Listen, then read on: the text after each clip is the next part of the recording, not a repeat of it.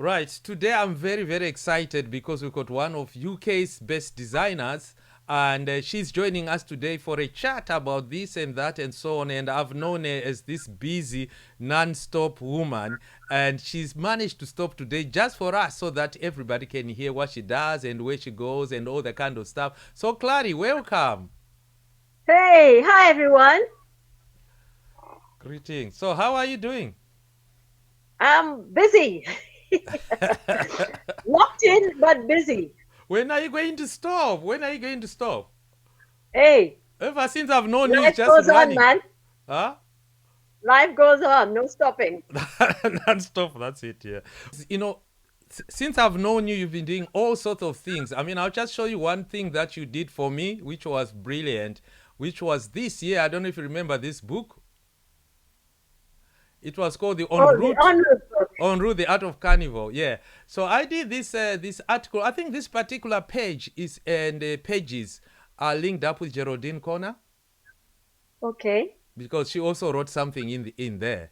And then on there, you sort of wrote, you can't read it anyway, but you wrote about really your involvement with Carnival and the excitement. And also, I think you used to do this thing where you would, when you were young, you would mess around, or parents would do Carnival, but you would mess around. And that's how you sort of getting into Carnival and things like that. I don't know if you remember that. That was the article. Yeah. Which It's a brings, long time now. it is, time just flies, I can't remember what year that was. Maybe 2007 or 2000 yeah, 2007. Wow. That's not a long time ago, come on. It is. It is a long time. Yeah. So listen, I just been seeing is as usual. I do my usual research and so on, just to make sure I've got the right stuff. And I've been looking at all sorts of things. Now here, this promo here, you got a promo on your website. I looked at it. It just says a lot of stuff that you do. And guess what? I had a shock with that particular one. That stop. That I've never seen your work with a horse. Right? How did you do that? Is that a real horse, or this is like a paper mache horse? What did you No, do? no, no, no. We make masks, man. We make masks for everything and everyone. So Yeah. that's our horse mask. He was for a circus called Spirit of the Horse. Right. Yes, that's the Dillo, a beautiful horse. It took a long, it was very interesting to actually have to make a backpack and basically make a mask for a horse. Well, He's thing is, fantastic. I can understand how you can make the backpack for the person riding it, but how did you do a backpack for the horse? Oh, because there's a lot we had to learn about how horses work in the circus, and they're all muscly, and where they move is not the same as where Yeah. how we move. So we Oh, okay. actually Speedy, this is really Speedy's genius. I'm the designer, but he is the genius who brings it to life. And so he went and he looked, and we looked at the saddle and the way that they tie things onto the horse, and then we had to design something that you could tie onto the horse the way the horse is happy to have things tied onto him. Yeah, yeah, And then we had to design the wings so that they weren't static, yeah. but that they had movement. Look So at if you look that. as the horse moves, the wings move with the body of the horse. Yeah, But the most important thing is that when I met him, yeah. he is muscly and he is very strong. And so the discussion was, should we make a fabric wing? Nah, but when we met him, we knew that his wing needed to feel that it belonged to him and that fabric wouldn't work. So we made the wings here. They've got some feathers that kind of match his tone of his Mm, mm, coat. mm. And we used something foam that was thick, and so when he moves it feels like it is also got muscle in it, so it Yes. looks as if it belongs to him. It doesn't look as somebody's made something and stuck it onto the horse. Wow, yeah, look at that. So it's got to work, yes, and he I I dances beautifully. I didn't expect that to be a real horse though. It's a real horse, man. Yeah, and then this I was is really excited about that beautiful white horse because also my dad loves horse racing, and he died like the year before we did this, oh. and so then I had to create this wonderful white horse with Mm. wings, an angel horse. It was fantastic to do. We loved it. They didn't give it to you after the circus. No, they've used it, and we've refurbished it, and we've remade. and we've made other kinds of appendages for other characters and puppets Yeah, for the yeah. circus. So it's a lovely collaboration. Ah. And wait, that was stadium. What stadium is that?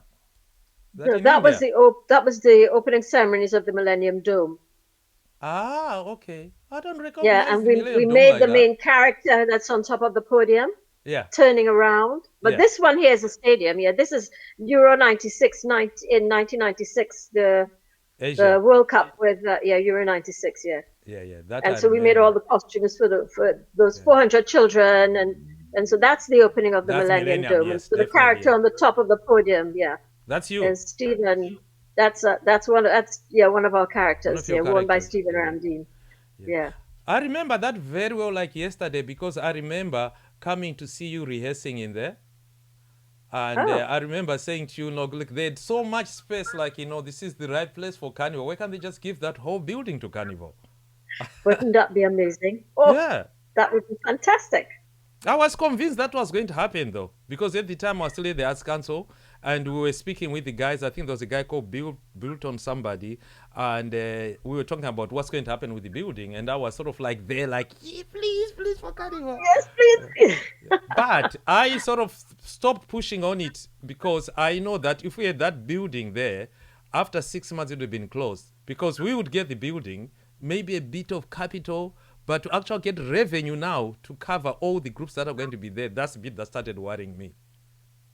Because they've Well, got that's this. because we needed to see it like a lovely big adventure, place where people are coming, and so Yeah. it would still be it exists now as an events venue, Yeah.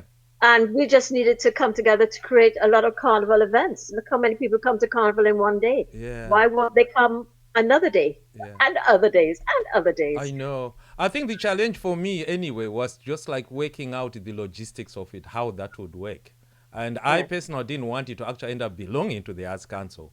So if it was going to be handed to Carnival, I think you know what would have happened yourself. But that's the bit that started worrying me, that there was a possibility of having it, but thinking that how do we do? Because one, we all have to, once we get the building, we all have to work as a business. And how many of Mm, the groups were willing to work as a business? There's only a few of you who actually run Carnival as a business. So that's that's the bit true. that started worrying me. Yeah. That's true. But I suppose if we wanted it to work, we'd have to get together to make it work, wouldn't we? Yeah. Yeah, exactly. No, the dragon, I've never seen the dragon. Yeah, that's one of the first things that we made as a commission in 1996. When I moved into Harlesden in 1995, we got this building here in Harlesden on the High Street, and that's Yeah. the first commission that we delivered here. The building was still a building site at the time, Oh. no floors and stuff like that. Yeah. Yeah, in 1990. Yeah, Who commissioned you for that? it was the FA, the people who were commissioned by the FA to deliver the opening ceremony, Okay. commissioned us. Yeah, yeah, yeah, yeah. That was amazing, though. Yeah, I remember watching that on TV, getting very jealous. Thought, I should be there. I should be there. Yeah, yeah. So you've created something amazing. There's another piece of work that I wanted to chat with you about. Where is that? Let's see. Oh yeah, the most crucial thing for me really is just like our ex departed friend. I think that was the most amazing thing. Is Carnival Messiah? No, okay. I was going to talk about Carnival Messiah. I'll leave that for the moment. So this is what I was saying, Clary. See, when I see you on Carnival, this is how I see you all the time. You are there explaining to everybody what that is. This is going to be that. This is going to be that. What it does, it reminds me of myself, because when I'm doing Hackney Carnival and other carnivals, they say to me I should have an MC, right? And I think about it like, for me to actually hand over the MC and explain to them the amount of time that I need to give them in order to say exactly what I want, I'm better off just doing it myself. Oh, So I don't know whether that's the same with you. well, I think that when we go through the judging point, it's a really important time where you can really express what's happening, and the band comes through and everybody's alive and vibrant, and there's a really high spirit, and you have a captive audience, who can stand there and they're Yes, yeah. watching the story go past. So I think it's a really good and where you can actually describe the full meaning of each costume, each section, how they relate. And that doesn't happen when the band is just going through the streets. People experience what they experience. It's a different experience. But at this point, you have people who want to know, they want to hear. You have a seated area where you have people sitting and they're watching the band go through. And I think it's really important for people to understand that Carnival has a message. And every year when Mahogany comes through, we have a point to make where we're delivering a message, and we want people to know what that message is, and we want them to hear it. So that year, I was actually in the judges' thing because the mic wasn't working. I'm usually on the side of the street directing the groups, directing the sections through. So your mic wasn't working. The mic wasn't working, so they put me in the judges' thing so we can do it. This is justice. Yeah. It's just an amazing concept. Yeah. No, I saw you coming to the judges, and I thought you thinking, I need this to work. I want everybody to get louder than what they. Look at you! Look at. Yeah, brilliant. Yeah, no, that's my orchestration. Come on, bring them down, because normally I'm on the side of the road and I can tell them to come. Now you need to wait, let the other group go. So I normally direct them through rather than choreograph. Yeah. So I like people to have their freedom to express themselves. But you see what you're doing now, you're stopping the judges from judging. They started joining you to dance as well. Oh, it's amazing.